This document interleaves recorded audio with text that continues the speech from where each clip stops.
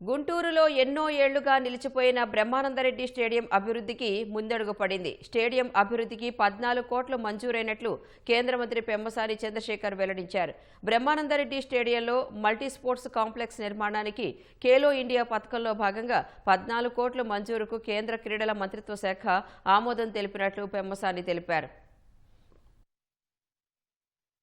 30-40 సంవత్సరాలుగా ఎన్నో సమస్యలు పెండింగ్లో ఉండిపోయినాయి. అందులో ఒకటి బీఆర్ స్టేడియం. ఇది పూర్తిగా శిథిలావస్థకు రావటం, అదేవిధంగా చుట్టుపక్కల ప్రాంతంలో పట్టణీకరణ అధికంగా జరిగి ప్రజలకు ఒక అద్భుతమైనటువంటి స్పోర్ట్స్ ఎన్విరాన్మెంట్ లేకపోవటం ఒక సమస్య.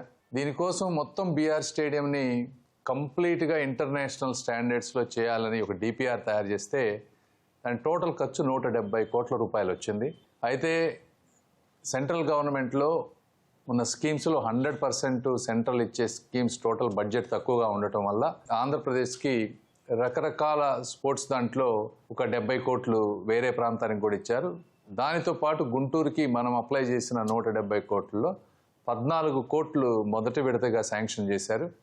అయితే ఈ బీఆర్ స్టేడియంలో stadium part, multi sports complex, ఇలా రకరకాల ఫెసిలిటీస్ తీసుకున్నాం మనం, స్విమ్మింగ్ పూల్ ఇవన్నీ. అయితే మొత్తం ఈ రోజున రాలేదు కాబట్టి ఈ 14 కోట్లలో మల్టీ స్పోర్ట్స్ కాంప్లెక్స్ అంటే టోటల్ ఏదైతే మనం అనుకున్నామో దాన్ని ఎక్కడా డిస్టర్బ్ చేయకుండా ఈ కాంపోనెంట్ని ఈ 14 కోట్లతో బిల్డ్ చేస్తాం.